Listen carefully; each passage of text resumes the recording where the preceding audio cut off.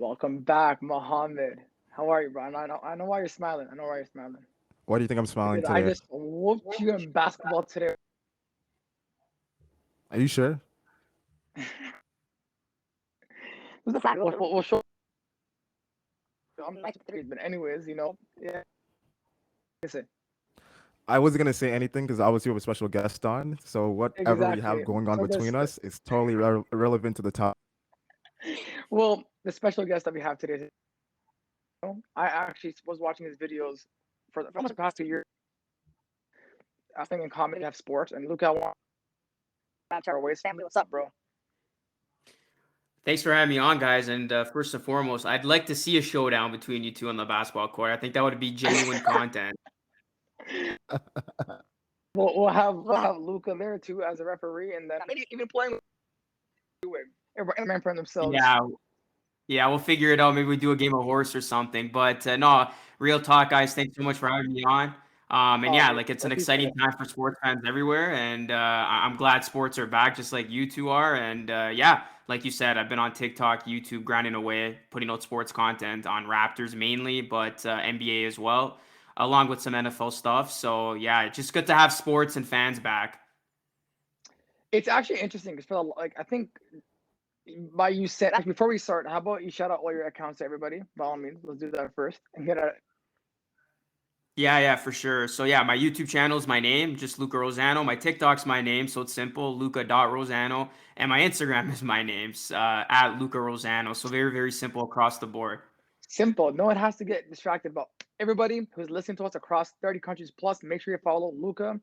Amazing content. I know. Recently, I saw your videos when you were, I guess, like filming when you were in Woodbridge. That you're talking to all the Italian fans about the world, like the Euro Cup. And I was like, the insane how everybody was riled up for that. Because obviously, 2018 they never made it to the World Cup, and now 2021 they won the Euro Cup. So it's obviously insane to see that whole process and like you obviously like taking videos and talking to the fans and how excited they were. And I think the pandemic, if anything, kept people close was when sports came back in the bubble. For like because I watch hockey too, so just watching sports kept me sane. I'm not gonna lie. Yeah, I mean, you and me both. And it was really good to have that experience of going on and doing those street interviews when Italy made that run because you got to think, yeah, that was like the first live action of any sporting event that we had in like 2 years. Like that was my first bit of that action since the Raptors won the championship in that parade. Like it was Yeah, really good to see all those fans packed in that one area just celebrating one common goal and one common theme that was Italy winning it all. So I had an amazing time. It was good to be back out there doing my thing. I love talking to sports fans, interviewing them, and I think now we're only going to go up from here. I mean, knock on wood as I say that, but you see fans coming back, Scotiabank Arena, max capacity, Jays and Raptors, pardon me, and also the Jays at the Rogers Center. I think this is what we've all been waiting for as sports fans, getting back to some normalcy, and hopefully it continues to get better and better from here. And we do have those real organic sports experiences that we've been missing out on for the last 2 years now. Look, yeah, I couldn't agree more. I want to ask a question. Obviously, you are a sports broadcaster. That's what you do. That's what everyone knows you for. But growing up, which sport did you love the most, or was it a lot of sports? And how did you connect yourself to sports? Did you play it, or did you mostly watch it while growing up? Yeah, great question. I would say it's basketball for me. The NBA is my number one. And what got me into the NBA was a little bit of both. I really liked and enjoyed playing basketball as a kid. I played it quite often. And also watching the Raptors and the Vince Carter era really immersed me with the team. I mean, put it point blank here. Vince Carter got me into not only the Raptors, but into the game of basketball. And I think he did that for a lot of young Canadians who started watching the game at a young age. Seeing VC doing his thing, putting the Raptors on the map, showing up Yeah, at the dunk contest, doing so many incredible things on the court. That was really the first introduction a lot of us had to basketball. And then as I was growing up, I just started seeing more and more kids, even on my street, want to play basketball. The nets on the driveways, pickup games, et cetera, et cetera. And that just grew the popularity of the sport. And here we are now with the Raptors being Canada's lone NBA team. And it's just great to facts. see all the fandom that the Raptors have had from all parts of Canada, whether it's, Vancouver, Montreal, and of course here in Toronto. It really is great to see. But yeah, definitely playing it and watching Vince got me into the NBA. It was a beautiful era. I always tell people, like myself, Vince Carter's my favorite player of all time. It was just such a magical moment because we just had someone who was just a generational like talent player and easily, arguably the most best dunker of all time. And to watch him every night just do spectacular dunks, like it got to the point watching Vince. I just knew by the way he ran towards the other side, whether he's gonna do a 360 or a windmill. You just knew, and he just became fathomed by his creativity, by his a sense of like just the fashion as far as doing the reactions and having like the beautiful connections to the crowd, like Vince Carter. What a beautiful time. I actually want to ask you because this became controversial in the Raptors community as far as the fans. And most of the time when it comes to like the Raptors fans, we mostly agree on most things. It's not really that bad. But when it came to the topic as who should get a statue first, whether it was Vince Carter or Kyle Lowry, I definitely saw two sides that had opposing arguments. Where do you feel on the spectrum? Do you feel as if Vince Carter or Kyle Lowry should get the first statue outside the Scotiabank Arena? Ooh, I could see how that would create a big time debate. I would personally go with Kyle Lowry just because you look at Lowry's body of work. He did more, longest tenure Raptor, accomplished so much, and then obviously was a part of that lucrative NBA championship. And Kyle Lowry is fresher in Raptors fans' minds. Like, you Hmm. have the diehard and longtime fans like ourselves who grew up watching both eras, and then you got the newer fans who just saw Kyle Lowry basketball. They didn't even see Vince Carter basketball. I mean, the only way they can see that is through highlights on YouTube and whatnot. So I would definitely go with Kyle. But that being said, when it's all said and done, and you're asking me what jerseys I want to see hung up in the rafters, I think Vince's jersey definitely belongs there with a Kyle Lowry, with a Kawhi Leonard. So that's definitely something that I would like to see. But as far as the statue goes, I think if there ever will be a statue built, it's gonna definitely be Kyle Lowry. Yeah, I'll have to agree to that.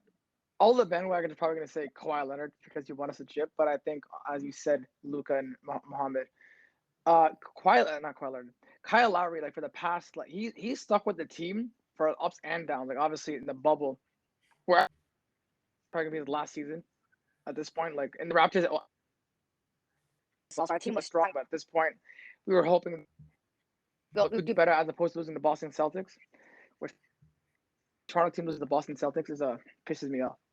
But I would love to see Kyle Lowry get the recognition he deserves to, because obviously no player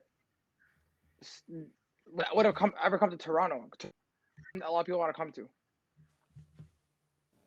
Yeah, that's facts. And I think that says a lot about Lowry's character. He never whined, he never complained. He was always making the most out of whatever cards were dealt his way, and he stayed here through the thick of things, through the bad times and the good times. When this team finally got up there and won that championship, Kyle Lowry was through it all, and he was just always the heart and soul of the team, the motor, taking the charges, trying to put the team on his back, making everybody around him better.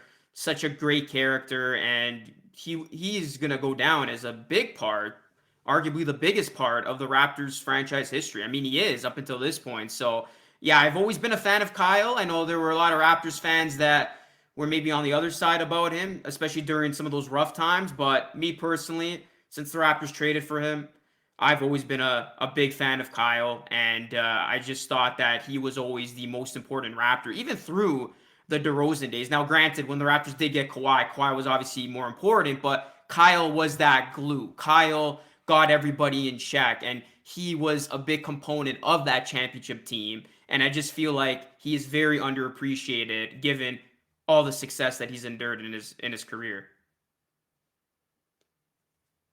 Yeah.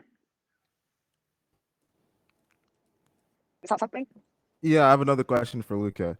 And the question is when it comes to sports broadcasting, especially in Canada, for most Canadians, obviously as a Raptors fan, we grew up watching Jack Armstrong, Matt Devlin, Lee Routins. I heard he just retired or he just stopped with the Raptors. But for about 20 years or so, we grew up to every weekend, every morning, the morning games at 1 p.m. watching these guys. And obviously, they are huge staples as far as the Raptors community and especially in Canadian broadcasting, as far as the industry within itself.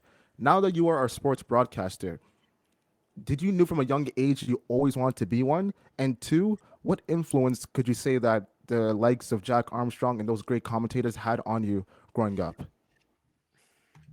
Yeah, that's a great question. First and foremost, I knew what I wanted to do from a young age. I knew that eventually I wanted to work in sports in some capacity. I mean, my original dream was to play professionally, but after I stopped growing, I'm like, okay, I'm not making it to the NBA. So I got to find another outlet into the game. So yeah, broadcasting was that outlet. I love talking and I love talking about sports. So I mixed both of those together, went to school for it, and here I am. And yeah, I think that guys like Jack Armstrong, Chuck Swirsky back in the day had a big influence on developing my love of broadcasting because, like you said, every single night or every other night on the weekends, hearing these guys talk about the game, hearing their commentating, just seeing how much they were invested to the action, it got me all giddied up as a young fan. And growing up, listening and watching those broadcasters, it really influenced me to pursue this passion and to really take it seriously. So I do credit those OG Raptors broadcasters and even these new Raptors broadcasters for paving the way for new media members like myself to take that direction, take that path as something that they want to do. And I think it's an art. And you look at Canadian broadcasters and even American broadcasters, shout out to them too, because I really enjoy their broadcasts as well.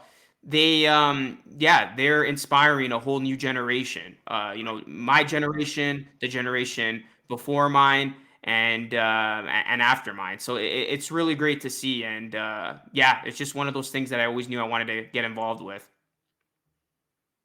One question I have for you, it's pretty amazing because within the social media era, we're able to define ourselves as far as what we want to do in society. And before, obviously, before pre-social media, everyone had a certain position, a certain job, and a certain construct on how things were to do. So obviously, a sports journalist, his job was or her job was to go to games, write reports, and the next day, as far as the newspapers is concerned, so we could digest the information, and that was our day-to-day information. And obviously, you still have sports broadcasting when they talked about the news as far as the game ahead of time, whether it was 15 or 20 minutes before a game tipped off. Now within social media, anyone could be a media personality, anyone could talk about sports, anyone can offer their insight as far as how the game goes, what they feel about it, and what they think should happen next. Do you think it's a problem with a lot of people?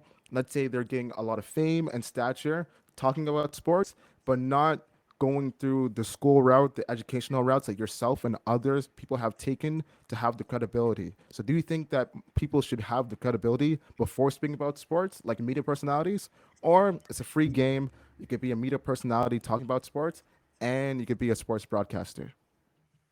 Ooh, I love it. Loaded question. Honestly, I'm gonna be real with y'all. I don't think it's a problem. And to put it simple, I think social media helped jumpstart my career. And I don't know if I would be where I'm at today without social media because you look at journalism and the teachings of journalism and school as a whole, it's great. I think that is important because it does give you the proper knowledge that you need before going into the field. But if you just rely on the generic way of landing a job, it's very competitive now. It's Hmm. very saturated. Whereas For you sure. make a social media account, you know what you're talking about, you get better as time goes on, and you get your own notoriety, and you do get that, own little fame of yours that could put you on the map, and that could introduce you to many big opportunities.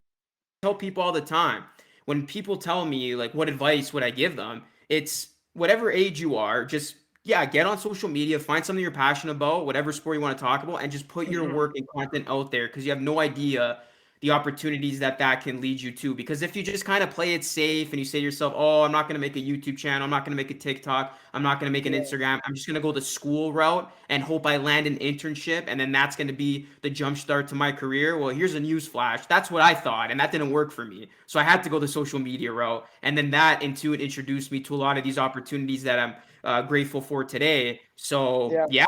jump out there, be smart about it. Like, I know a lot of people want to have that instant clout and that fame. Don't be stupid about what you do. If you do it in a professional manner and you can convey what you want to convey properly, yeah, social media is a huge tool that everybody should utilize.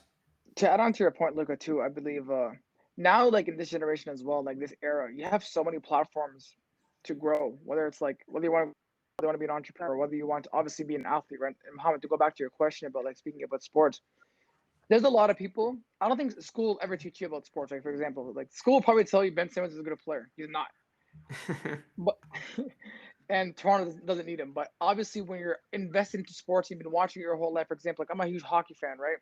And for me, the way I look at it is because when Leafs do bad or when the Raptors do bad, I'm like asking myself, okay, this play went wrong, this play went wrong. So I believe if there's anything you are interested about, as Lucas said, go talk about it because there's like billions of people on Instagram who are willing to listen to your voice. Yeah, and TikTok especially, I think it literally gained like I'm gonna be wrong with the number, but I think it's over 1 billion people are now on TikTok. That's like a sixth of the world's population. So yeah, to your point, whatever you want to talk about, whatever passion you have, even if it's not sports, it's photography, it's videography, it's movie stuff. Like just yeah, put an opinion out there if that's what you want to do, and you never know what could happen. Like we see it all the time. Somebody can start an account today and then they blow up and all of a sudden they got brand deals a week from now. So it really Yeah. is crazy. And a lot of people can say, oh, yeah, social media ruined the world, this and that. Everything's got the good and bad to it. And I think if you use social media in a good way, it does have more value than not.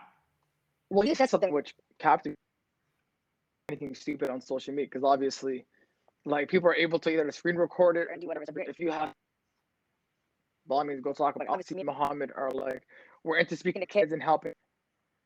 Obviously, we have similar pathways. So like talking to go to private events like it's like religious areas like Sunday schools and like, they'll talk to us and say, hey, what made you want to do this? We'll tell them what made us want to do this, but we always tell them just because we're doing it doesn't mean you have to like replicate what we do. Like you could do it in a different way that makes sense to you.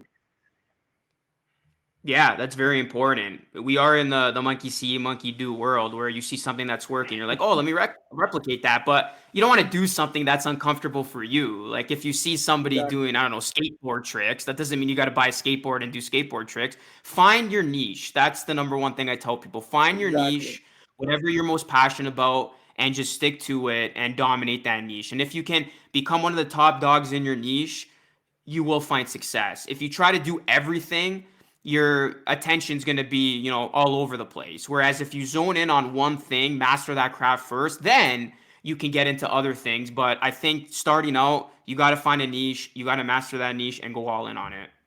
And full of trends, we want to remain classics. But I do have a question for you guys, both of you, because obviously Muhammad obviously grew up a Raptors fan, and so did you, Luca. I also grew up a Leafs fan, so this question is mainly for you guys. Season starting soon, I believe next week, or I think Tuesday, if I'm not mistaken. How do you guys expect the Raptors to do? I know you spoke about it. Look, I want to obviously hear your opinion more in depth about Barnes. OG is a lethal player. Like, how do you guys think those guys are going to perform this year? You want me to go first? Yeah.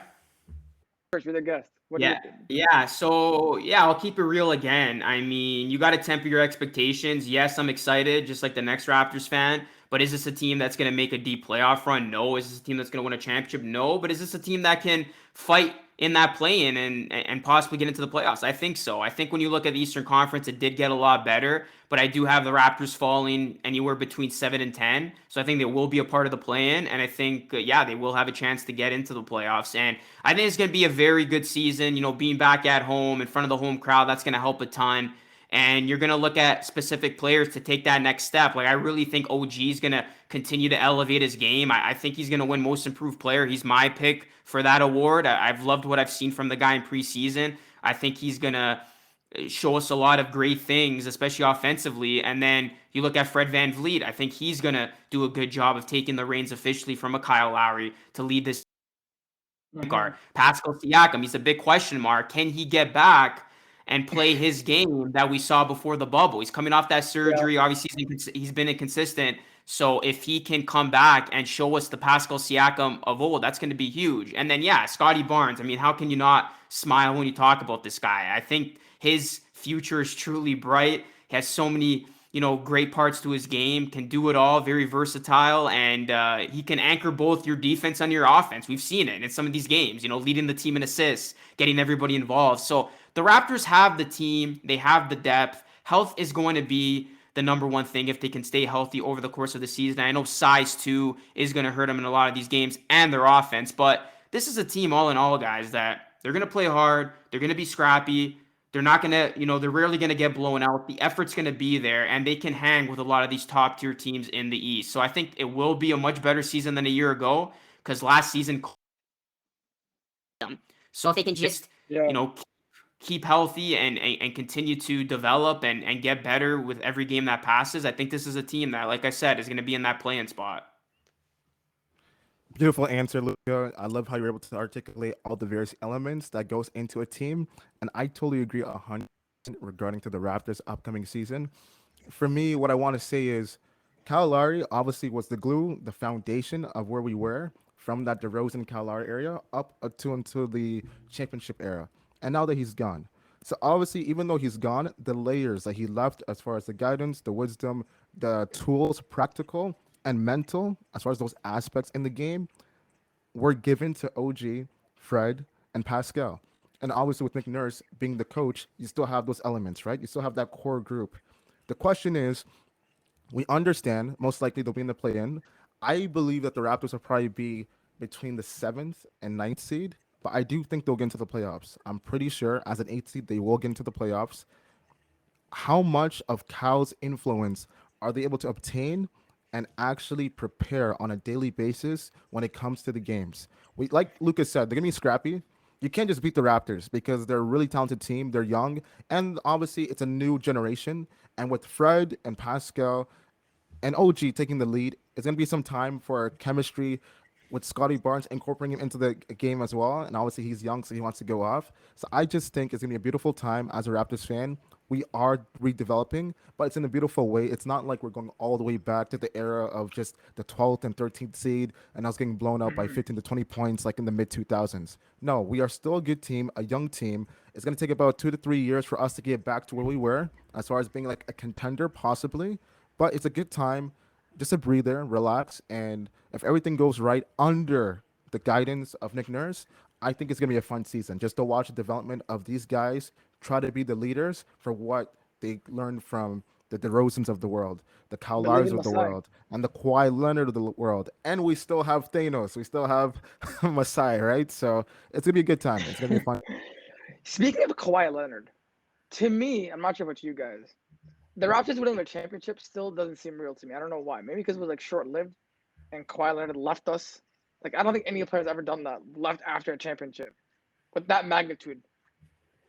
In my head, when we got Kawhi Leonard and Danny Green to Toronto, we acquired them. What was your guys' thoughts in terms of how the season was going to play? Did you guys really think we were actually going to win a championship? I honestly did, just because I knew what the Raptors were getting in Kawhi Leonard. Like, there's still a video that lives on my YouTube channel where, well, I'm not gonna say everybody, most people were losing their minds and saying, "How could you trade DeRozan for Kawhi Leonard?" Blah blah blah blah.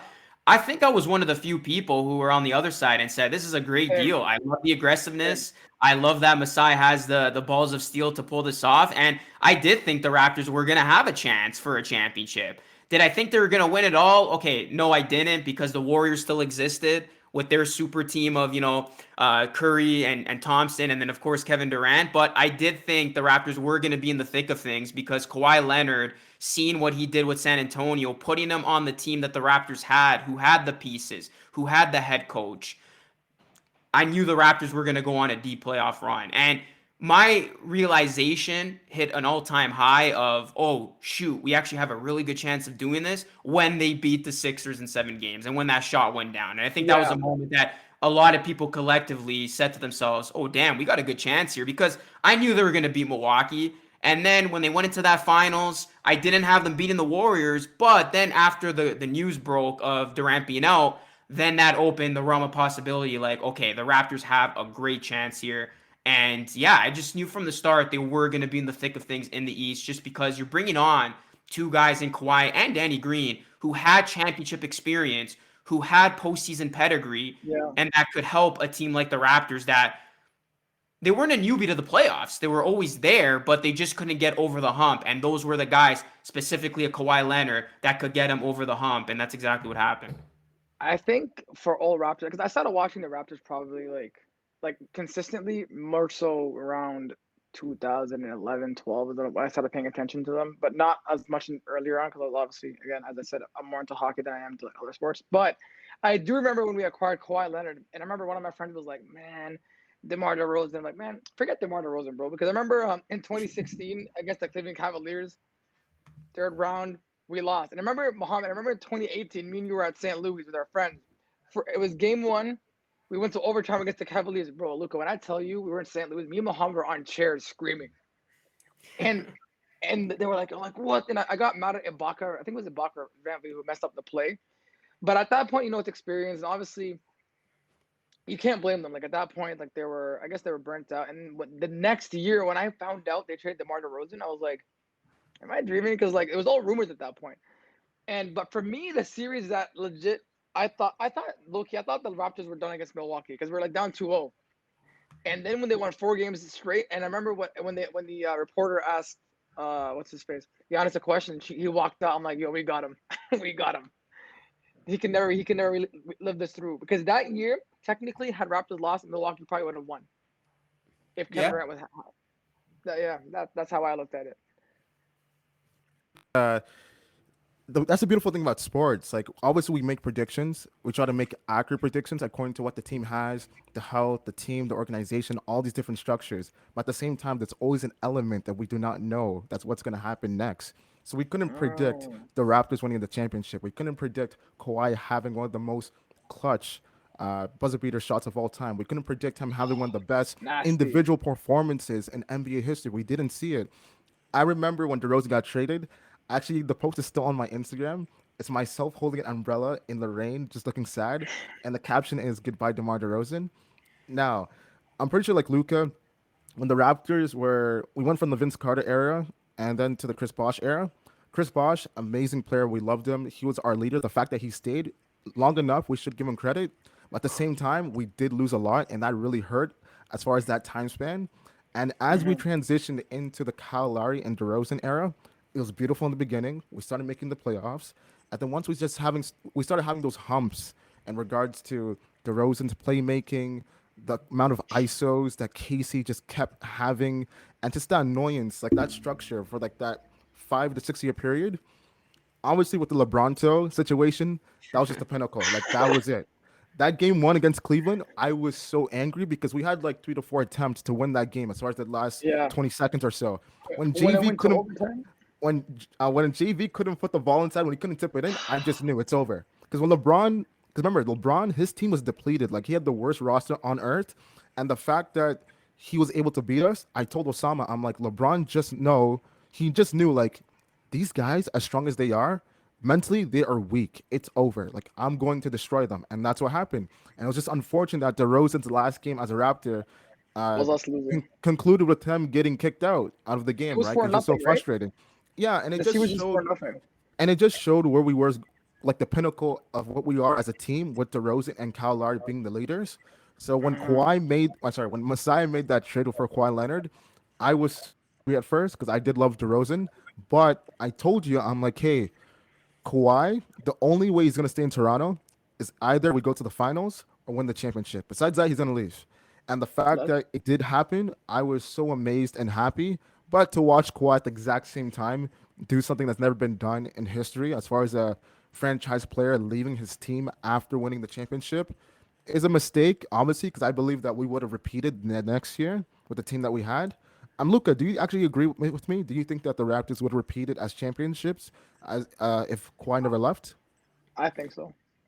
Yeah, I think so too. You look at the Lakers, I know they won it and it was in the bubble, but really, getting to the finals, I know, they got through. The Nuggets were playing really well, but they met up against a Miami Heat team that, were on a huge run. They were on a big, momentum run. But if they had stacked up against a team like the Raptors, who had Kawhi Leonard at his peak and had that same supporting cast that which would have came back, yeah, that would have been a great series. But I think the Raptors would have won that in six. Speaking of predictions, obviously the Milwaukee won last year against the Phoenix Suns. Who do you guys expect to see in the finals this year? Obviously, Nets are an option and Lakers are an option, but who do you guys think is gonna surprise you? Might make it the finals this year. Yeah, I mean, yeah, if you want to take the easy way out, you say Lakers and Nets, which I do think will be the final if both those teams are healthy, because obviously health was the biggest reason why both those teams didn't make it last year. But yeah, if I got to give you a little bit of a wild card pick, I mean, somebody that can come under the radar and make a final, I'll give you one in each conference. In the West, I wouldn't sleep on the Golden State Warriors. Now, obviously, there's a big if with Klay Thompson, expected to come back, but obviously he's going to be far removed from his old self. Can he get Mm-hmm. back to his old Clay, before the playoffs? Because if he can, the Warriors, they got a lot of good young talent. Their bench got better. You got Stephen Curry who can change the game at any given minute. You got, Iguodala coming back, that veteran leadership presence that he brings. Steve Kerr knows what it takes. And that Warriors team, they've won before without Kevin Durant. I think a lot of people Yeah. forget that. I mean, they won a championship when Kevin Durant was not there. So that's a team that knows what it takes to win. So if Clay can come back and he can get back to his old self, I think you definitely cannot sleep on the Warriors to make a finals run. And then in the East, this might surprise a lot of people, but I'm very high on the Miami Heat, guys. I really think that is a team that is loaded. And I think the addition of Kyle Lowry is going to do so many good things. I mean, another leader alongside Jimmy Butler, a guy who, has an NBA championship, six-time All-Star, a guy who makes everybody around him better, a guy who will be the voice of your defense. Miami had the pieces. They always had the pieces. I mean, they made the finals for a reason. Having a guy like Kyle Lowry come on over and playing, with Jimmy Butler, with Bam Adebayo, you have Tyler Hero, you have Duncan Robinson, Victor Oladipo still there. If he can get to even 70%, that's going to be a Heat team that is loaded and can hang with the best of them. Eric Spoelstra, I think, is a phenomenal coach. He doesn't get a lot of love that he deserves. And Miami could be one of those teams that, yeah, shocks maybe a Milwaukee if they meet once again, or even stuns a Nets team that could be without Kyrie. We don't know yet if that will linger throughout the season. So those are my two sleeper picks. The Warriors in the West and the Heat in the East, I think, are going to be two teams that are going to make a lot of noise this season. Well, takes for myself, like everyone knows, the general assumption is the Lakers versus the Nets. For sleepers, as far as the West, I'm thinking either the Nuggets or the Clippers. The reason why I said the Nuggets is because we didn't get a chance to see Jamal Murray because obviously he was injured with the ACL tour. But the fact that he's able to come back this year, a full team, stronger, more hungrier, and the Nuggets are a team where everyone respects, but they just don't. They're not able to get over that hump. But we know for a Mm-hmm. fact they could get into the second round or the conference finals. We know that for a fact. And obviously with their coach Malone, they have a strong group. Now, with that strong group, can you guys just get over that hump?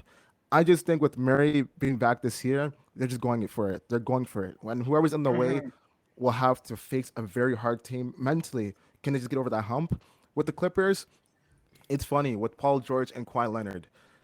Great team, Is great Kawhi coach, great injured or system. is he playing this season? We don't know. So that's the thing. If Kawhi is fully healthy, then they have a chance. Even last year in the playoffs, they got to the conference finals, and obviously Kawhi went down. We didn't know what it was at first. They didn't want to say it. And then once we found out he was gone for the series, we saw what happened. Now, if Kawhi was actually able to play, do you think the Phoenix was actually able to beat the Clippers? No way, No. because Kawhi knew that the finals was His right there. defense is insane. Phoenix doesn't have the experience that obviously he had at the time.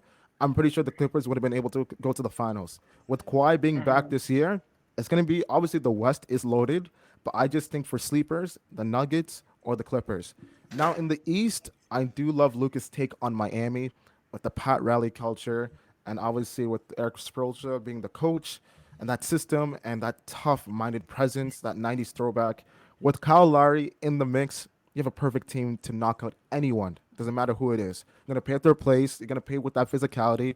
It's gonna be a beautiful, beautiful time. Anyone else? I don't want to. I love Chicago, but I want to give them that. They don't have the They experience. have, They don't have the toughness. They're able to score, but defensive wise, I don't know. I haven't seen it yet. So I will probably agree with Luca as far as Miami being the sleeper, because regardless, the favorites among the East is either the Nets or Milwaukee. So we'll see. mhm. Most beautiful answers. Honestly, I'm quite excited for this season to see how it's gonna play out. Because By the obviously, way, sorry, yeah, Osama's favorite team is Orlando Magic's that's such cap. Oh my god, Oh that's such. man, what happened No, there? such. Whoa, that's such a lie. team, bro. Oh my Damn, you're goodness, not gonna see any success anytime soon with that team, bro. He's a big like Bro, Orlando Magic that's blanket that he such. goes to sleep with. I Oh swear. my goodness. You know, everyone listening to this is gonna be like, "Ew, he's an Orlando Magic fan, bro." You remember? I remember. This is funny. If you guys ever watch the shop, with like LeBron's, I guess, podcast show or whatever, uh, Maverick asked him, he's like, "Would you? How would you get traded to Orlando?" He's like, "I'm retiring." For that. So I'm gonna retire. But I do want to speak about the Lakers for 1 second. And by the way, guys, I'm not an Orlando Magic fan. This guy's capping. I'm a Raptors fan, bro. Toronto all the way. But I do want to say about I honestly don't think the Lakers are gonna do well this year. I don't know why. First of all, Westbrook is inconsistent in my opinion. It's Westbrook. That's why you said you don't know why. And and your video that you sent me today on Instagram of the guy telling him, "Look, I'm not gonna be sorry." Some guy told Westbrook, "Yo, you should dye your hair color blue." He was like, "Why?" And the fan told him so he could play better. Wow. So, so in my opinion, like someone like Westbrook, he's too invested with talking trash to the fans. If you can spend as much time talking trash to the fans as you would playing, you'd be a better player. Also, who else do we have on there? Anthony Davis is good, but I don't think they have old. And who else? Carmelo was, in my opinion, not a good pickup. I don't think he's gonna do anything for the team. I honestly do. I think Denver Nuggets have a better chance than the Lakers do, even the Phoenix Suns, because those guys, Phoenix Suns came out of a finals and they know what it takes to get there. And Devin Booker's only gonna grow and get better. Yeah, I And from agree with Phoenix. I think not a lot of people are talking about them. I know they did have the luxury of the teams that they played. They did suffer a big injury, but Phoenix is still going to be a very good team, and they're going to be in the mix. Yeah, when talking about a potential NBA Finals candidate. Yeah, I agree. I honestly I can see. I want to say Phoenix or Denver from the West. I had no idea that Kawhi was playing, but if Kawhi is playing, I'd probably put. I wouldn't even put LA Clippers as a sleeper. They'll be an But actual sleeper Osama, maker. Osama and Yeah, Luca, I totally agree with Phoenix, that cohesiveness, and obviously the fact that they went there, they have the experience. Now, if Phoenix were to face Clippers again with Kawhi Leonard, who do you guys think is going to win? Best out of seven? is Kawhi healthy? Of course. Well, healthy. That's how Yeah, Okay, you got to take Kawhi in the Clippers. yeah, I'll say this. I'll say it'll be Game 6 for Clippers. I think they'll be. I think we'll go to Game 6, Clippers, and Clippers will take it. Now, without Clippers, I'm sorry, they're losing because obviously you saw what Paul George did on his own. He wasn't Paul. Like, in my opinion, like, I'm not here to disrespect him at all, but Paul George is not your guy to take a team to the finals. He just isn't. He doesn't have that, as you said. Like when you said LeBron had the worst team in 2018 with the Cavaliers, he had that mentality on his own. Kawhi's your guy. Paul George isn't. So I think with a healthy Kawhi, you definitely have a stronger team. Like his defense is insane. Like I remember when he was playing when we were playing I believe OKC in 2019 and Paul George was trying to defend Kawhi. If you guys saw his face on Six was, he was like he's almost like that Toronto man face. He's like, who do you think you are defending me? And he shoots that shot and he gets it in. So I think Clippers are, but I want to put Clippers as a sleeper. They're with a Kawhi and Paul George and a healthy team. They're I guess the finals team. But from the East side, I'll definitely put Miami. Miami definitely has some redemption going on after the 2020 finals. I guess losing to LA and with Kawhi being not Kawhi, with Lowry being that missing piece that they have, and I think Lowry's gonna do a great job with Miami. He's gonna do a lot better with Toronto. I think he has a lot to prove, and I love him to see. I love to see him win a championship with Miami. Yeah, I would love to see Lowry get another championship. But I do like that Clippers pick a lot, right? Because it'll be interesting. Like we saw in the playoffs, the Clippers can win without Kawhi. So if the Clippers can just remain in playoff spot, even if it's fifth or sixth, and then Kawhi all of a sudden is 100% healthy before the playoffs, because I think that's what his timetable is. I think if everything goes well, he will be ready to go for the playoffs. And you have Kawhi on your team. Yeah, if the Clippers, this is my take on this, if the Clippers had Kawhi last year in the playoffs, Clippers probably win the championship. Yeah, even over Milwaukee, I'm taking them. If Kawhi's healthy and he never has that injury, and the Clippers are playing as well as they were, Paul George, Reggie Jackson, the Clippers would have won it. So it was unfortunate because he went down at the worst time. So yeah, if he's healthy, you got to consider the Clippers one of the I, favorites. I'm not gonna lie. I honestly did not want Milwaukee to go through. I would rather had. I wanted after Kevin Durant shot that shot, and everybody thought it was a three. To me, I'm still convinced it's a three. I don't know why, but I'm still convinced it's a three. But I remember when he shot that shot, everyone went wild. But like obviously they called it a two, was on the line. I did not. I mean, I got it pissed me off. You know why it pissed me off? Because one, he re-signed a contract knowing that the Nets have Harden, Kyrie, and Durant, and we all called him an idiot for it because if like, there was rumors of him coming to Toronto. And had he come to Toronto, I think he would have fit perfectly with the setup. And when he beat Brooklyn, I'm like, I hope Phoenix wins. I just want Phoenix to win. And then I wasn't mad that he won, but I was hoping Nets would like what I went through. I have a question for Luca. Um, season, one rule that the NBA has introduced that a lot of people are talking about, but I think is actually going to change the NBA is I forgot the name of the rule, but obviously I would say it's the Curry and Harden effect, particularly James Harden. It's when a player is about to go for a three, they pump fake and they let the defender jump towards them, and then they lean towards them, and then they go in for the shot.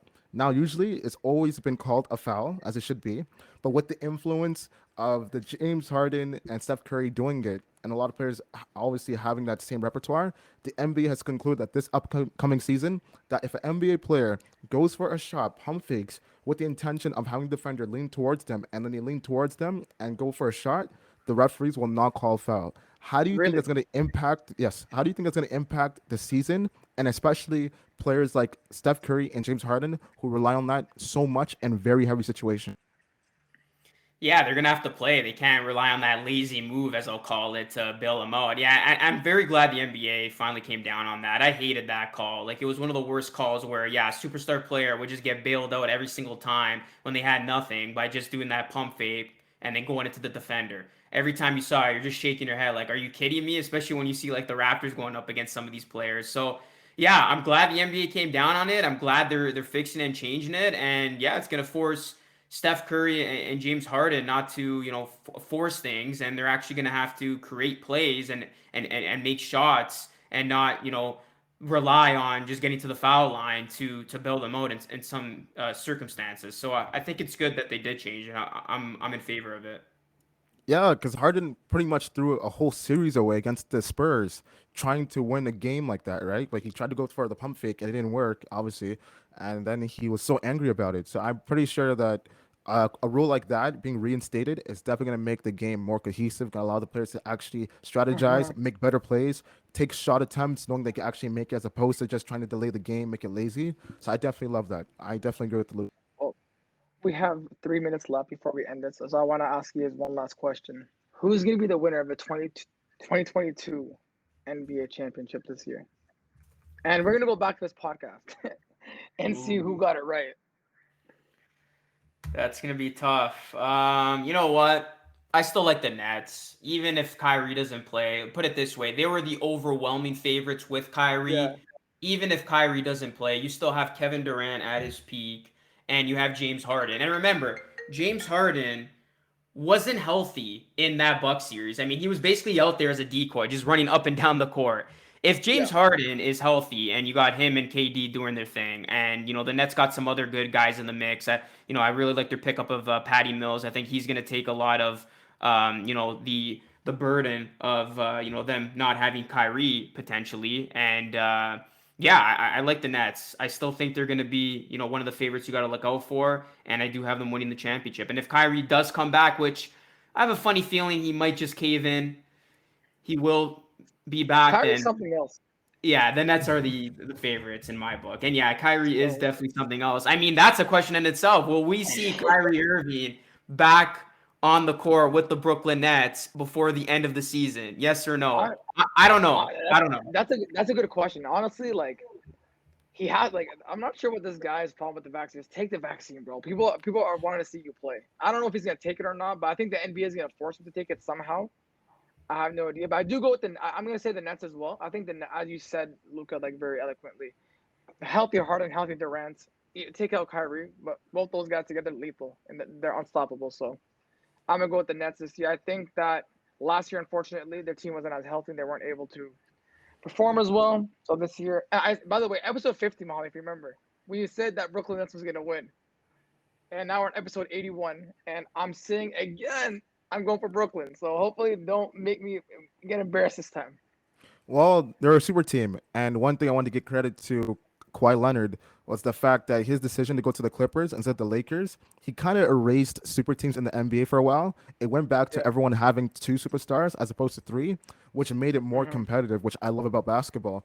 I I agree with I get the super team thing, but I'm not really for it. I just love when everyone is so competitive. My pick is the So Nets, you want obviously, that's like cap. So everyone you want said. Orlando Magic. You want Orlando Magic since you don't like super teams. my Exactly. my pick is the Nets. Like everyone agreed. I don't know when Kyrie's gonna come back. Definitely soon. I expect within the next 2 to 3 months. If Kyrie Irving decides not to come back for the entire season, with him He still can go getting bun paid himself. for with him still getting paid for away games, I think either trade him this season or next season if he continues not to play. That's my assumption. Something to look forward to. With that being said, Luca, we thank you and we appreciate you giving us the time to interview, bro, and like talking to you about sports. I loved it. I had an amazing time. Yeah, thanks guys. I really appreciate it. And if you need anything, hit me up, man. Keep doing your Absolutely. thing, and it's great to see you guys doing this. So anytime. Thanks, bro. We appreciate it. Before we let you go, let everybody know where they can follow you again. Yeah, YouTube, Luca Rosano, TikTok, Luca.Rosano, and Instagram at Luca Rosano. Appreciate it. Thanks, guys. Luca, I appreciate it. Again, one more time. Thank you. I had a lot of fun conversation. We found out that Mohammed's a Orlando Magic fan. He has a jersey. He has a Shaq jersey, by the way. You should go see it. That's probably because my dad was a fan. If you go back like Oh, really? 25 years Yeah, ago, yeah, yeah. which What a makes liar. sense. Yeah. But thank you so much.